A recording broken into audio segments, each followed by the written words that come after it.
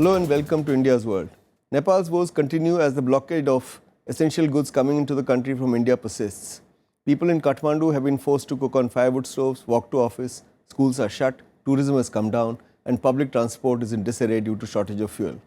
The blame game between the Kathmandu elite and India has become bitter. Nepal's new Prime Minister KP Sharma Oli has described the blockade of key border points with India as more inhuman than a war.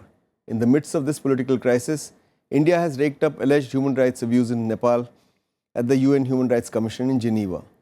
Last Wednesday, India called on Nepal at the UNHRC to consolidate constitution building by accommodating all sections and emphasized that the problems facing it cannot be resolved through force.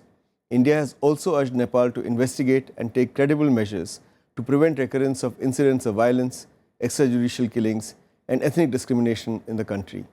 Reeling under pressure, Nepal has warmed up to China to open border trade points for the much-needed supplies ahead of the festive season. To discuss the continuing crisis in Nepal, we have with us three distinguished experts. We have with us Ambassador Rakesh Sood. He served as India's ambassador to Afghanistan, Nepal, and France.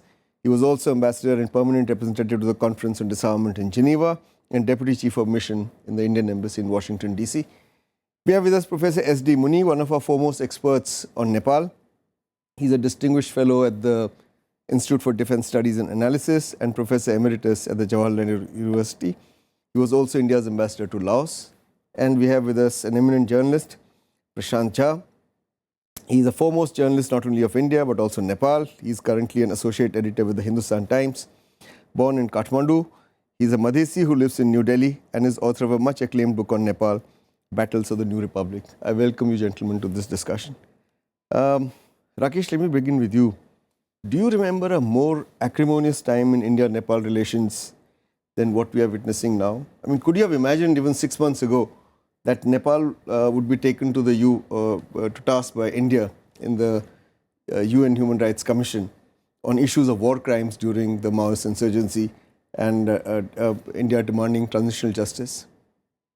Well, I mean, we have had ups and downs in India-Nepal relations, but I would be hard-pressed to find a parallel at any point during our last 60 years or 70 years. You're right.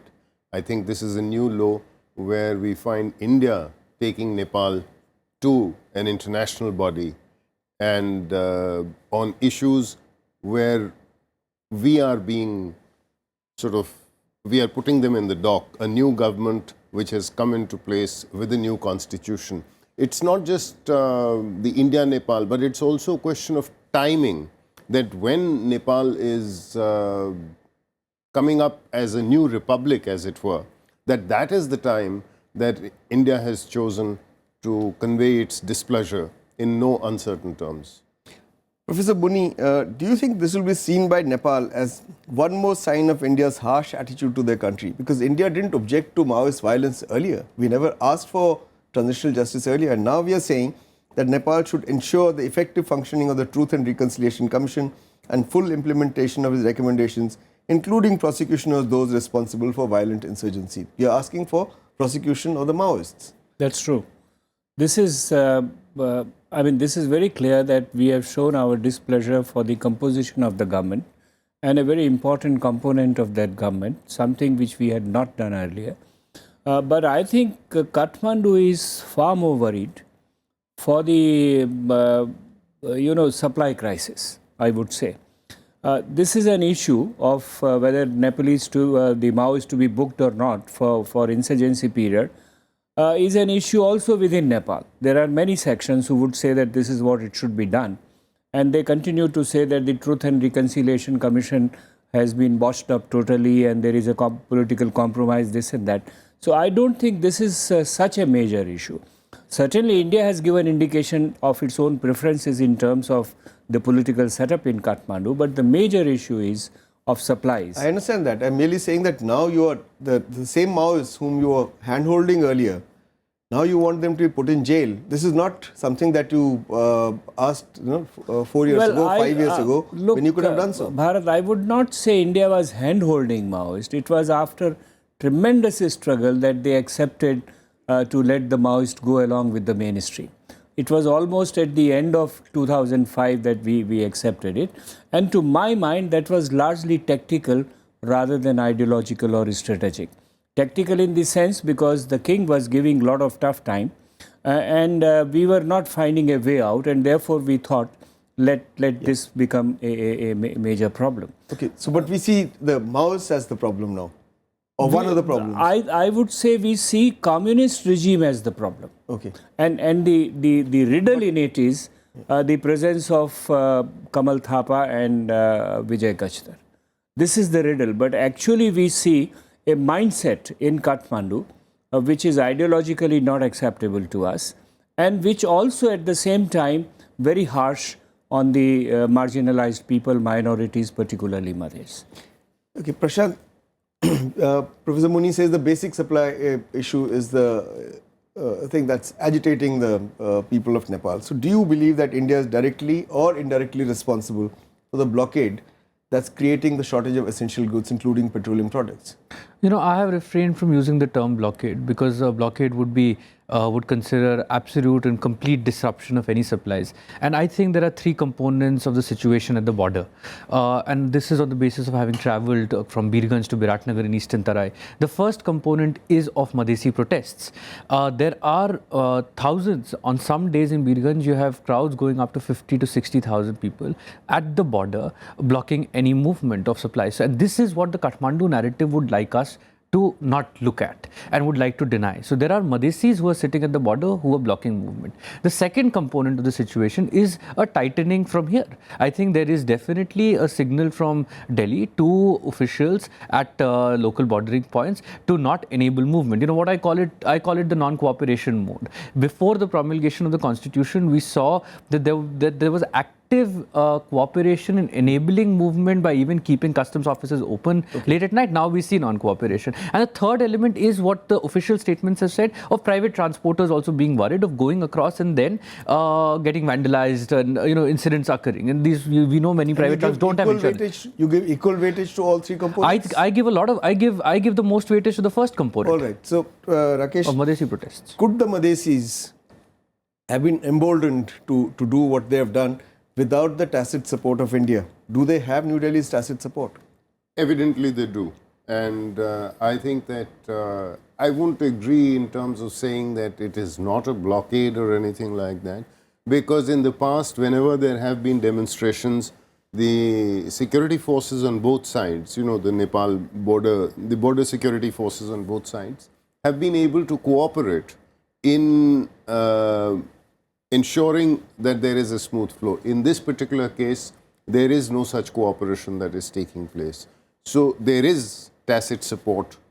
And this is what is emboldening the Madhesis? Certainly. Okay.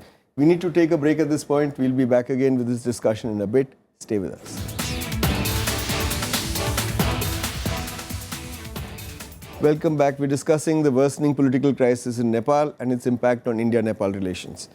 Professor Muni, Madhav Nepal, a former Prime Minister of that country, says that Madhesis are first Nepalese and therefore they should not be incited by anyone else, suggesting that they're being incited by India. Now, if the Pahadi leaders feel that Madhesis are, sort of 100% Nepalese and as good a Nepalese citizen as they are, then how is it that they didn't take their views into account when carving up Nepal into different kind of provinces, sitting in smoke-filled rooms? Why didn't you take them along if they were equal partners in the constitution making of Nepal? No, Madhesh, the Pahadis have a very distorted and I would say pejorative view of the Madhesh. There is no doubt about it. You quoted Madhav Nepal. Let me quote Prime Minister Oli, who said they are flies. When they had a human chain, they said it's not a human chain, it is a chain of the flies. There are comments like if you have 3 shots up, they will all disperse. They have no capacity to agitate, no capacity to stay. The derogatory expression from them is dhoti, which continues there. I mean, I see them in my own Twitter responses from the Nepalese. So there is no denying the fact that they have a very demeaning perception of the Madhesh. and come back to the Madhesh becoming emboldened by India's support, yes, to some extent. But look, it's a different Madhesh. It is a Madhesh of post 2005-2006, which is largely awakened, which refuses to accept the leadership of earlier co-opted and opportunistic elements. And there is a section in Madhesh, particularly of the young people, who are willing to go to any extent not to succumb to the Kathmandu dictation. Whether it is right or wrong, I am not saying that. I am not justifying it. But it is a different Madhesh. And I think this is what Kathmandu is missing out on. Okay. Kathmandu must understand that the composition and dynamics of Madhesh agitation is very different from what it was earlier. Prashant, let me ask you a slightly different question. What is the status of the talks between the Nepalese government and the Madhesi leaders? Even if they are co-opted Madhesi leaders, as Professor Muni says, are these talks taking place? Are they progressing? Or are they just window dressing to suggest that something is being done, but really they don't want to do anything? So, you know, at the unofficial level, after Prime Minister Oli got elected, he had one meeting with the Madhesi leader Mahan Thakur, where he said that let's continue unofficial talks and let formal talks happen. After that, we have not seen any outreach by the Prime Minister to the top Madhesi leadership. But formal talks have happened. 3 rounds of formal talks have happened. The Madhesi leadership told the government team that, look, we want they outlined their issues. They wanted political representation, an amendment to ensure greater political representation, an amendment to ensure proportional inclusion and restore the affirmative action architecture. And they said that along with these amendments, the revision of federal boundaries is a non-negotiable issue for us, and we are not willing to settle for a commission that does this in the future.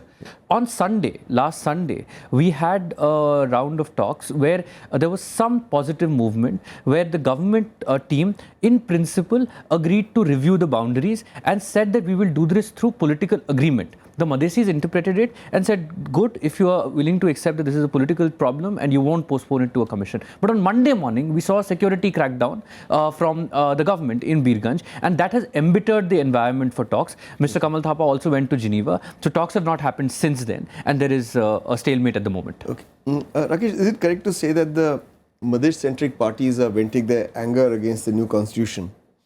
No, for all these issues, but also because these are the leaders who lost the last election. Most of those who are leading the Madhesh agitation today couldn't get elected to the Constituent Assembly. So this is their way of trying to make a comeback.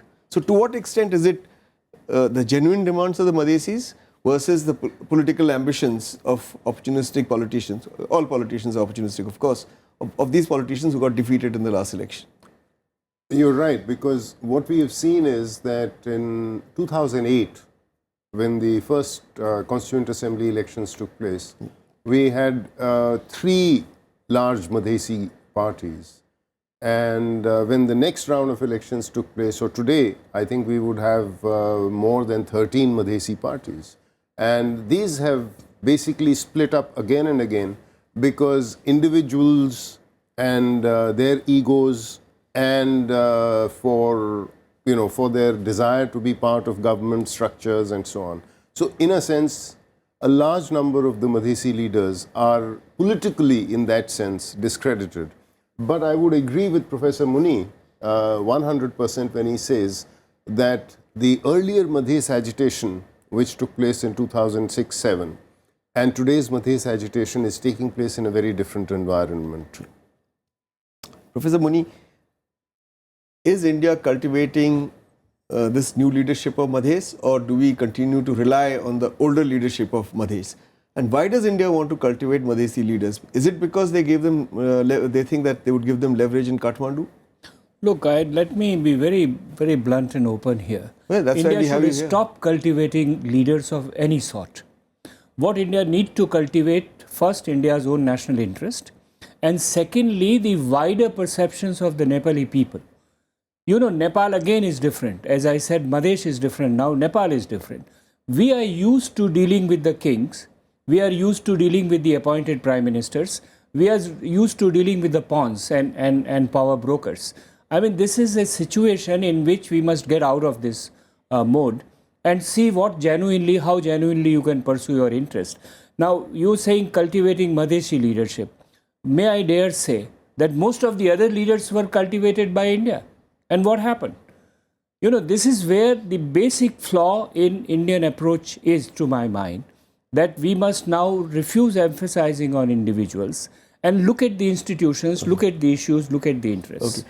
Prashant, you come from Madhes. Now tell me, do you think that it would have been better if Madhesi leaders had stayed within the mainstream political parties, fought for their cause from within the democratic parties, rather than each one of them actually coming out and forming a party of his own and pursuing his own individual agenda? So in a sense, you've created more than a dozen minority leaders who don't get along with each other necessarily, and who are unable to work with the mainstream political parties. Bharat, you must remember that for a long time, Madhesi leaders were within these national parties, and there was a very strong push factor. There was only one small regional party, which was the Sadbhavna from the 80s and then the 90s when democracy was restored. All the top leaders that you see right now, from Mahan Thakur to Vijay Gachadar to Upendra Yadav, all of them have been in national parties.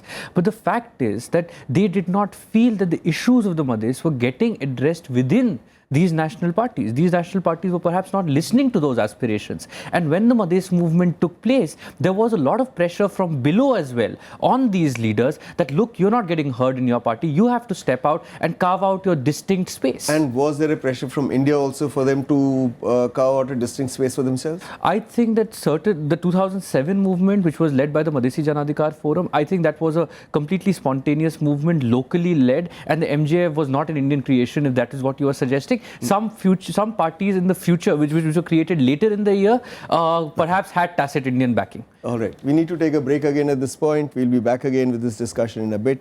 Stay with us. Welcome back. We're discussing the political crisis in Nepal and its impact on India-Nepal relations.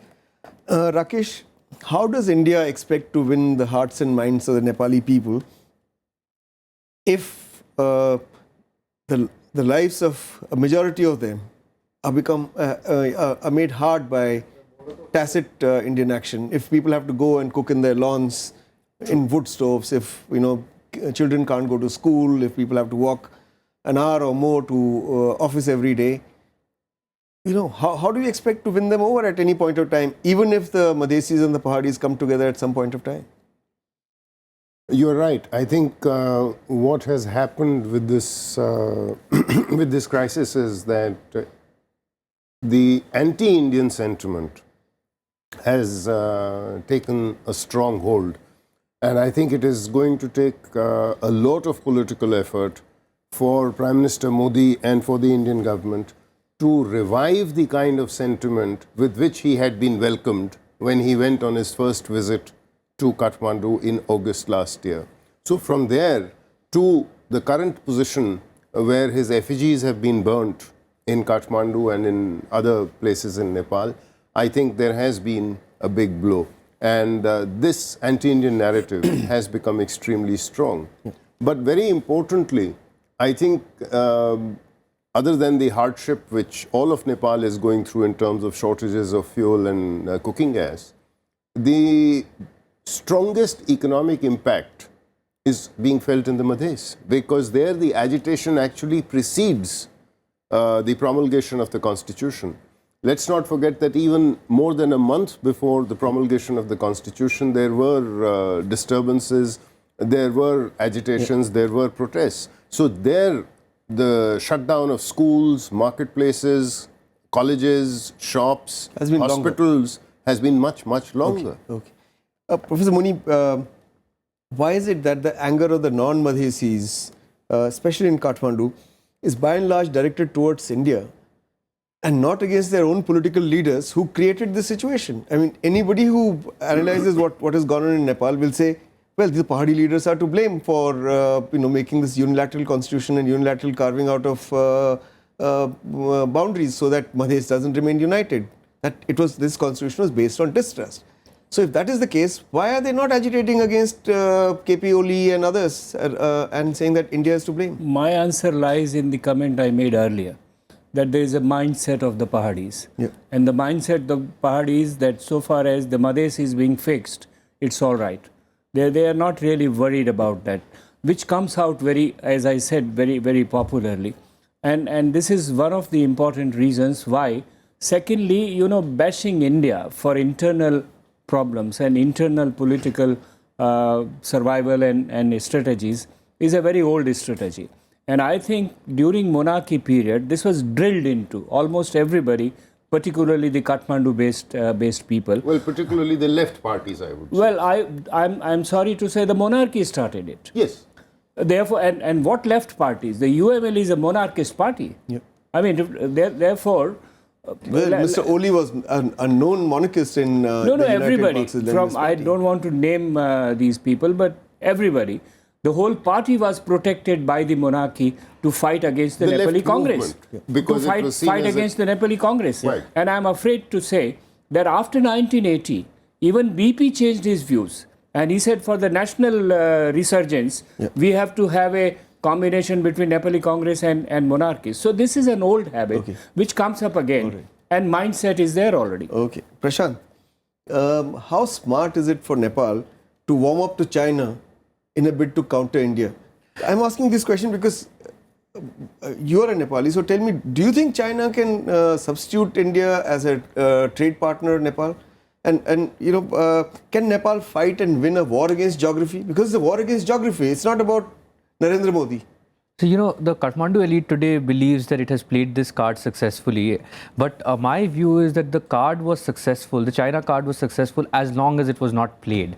As soon as you have played it, you have exposed the limits and hollowness of that card. This oil deal will not meet Kathmandu's needs. If the Chinese have promised 1,000 metric tons, that's 100 tankers. Barely 12 tankers have made it to Kathmandu. 100 may come in, but that meets a day or two of needs. The roads are going to be snowed under within 15 days. It is not the straight answer to your question. It is not an alternative. It is not a substitute, and I think the Chinese also know it. Yeah, but you know, to India, it doesn't make much of a difference if they don't buy oil from Indian Oil Corporation, because Indian Oil Corporation, in any case, had a tough time getting the Nepalese to pay for that oil. Exactly. And I think the arrears still haven't been paid. Therefore, India is not worried about the so-called flexing of this China muscle. Okay. Actually, in the long run. All right. We are really running out of time. So quickly tell me, this is the last question. How do you see this crisis being resolved? Do you see it being resolved soon, or do you think it's going to continue?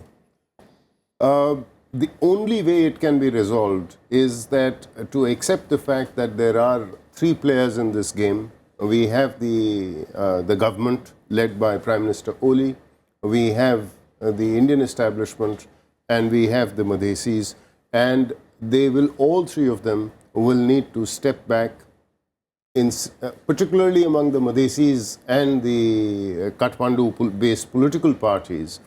The leadership will have to take a step back, get down from their rhetoric and their pedestals, and actually come up with a genuine desire to fix the anomalies in the constitution. Okay, now can India play a positive role? Instead of just being obdurate, do you think India can play a facilitating role in getting the Pahadi leadership to talk to the Madhesis and help resolve this crisis, rather than escalate it by going to the UN and by doing all kinds of other things? No, the Pahadi leader has to take the initiative, Bharat, at this stage. Because it is the Pahadi leader which they should forget about India.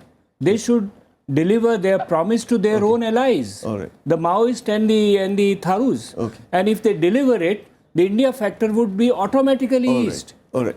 I mean, to just add to what I said and what Professor Muni has said, I think the sentiment has to be addressed first, the hurt sentiment has to be addressed first before we get around to the actual amendments. Okay, we've really run out of time. So I'd like to thank all of you, Prashant, Professor Muni, and Ambassador Rakesh Sood, for participating in this discussion. That's all we have for you today. We'll be back again next week as usual. Till then, goodbye and thanks for watching India's World.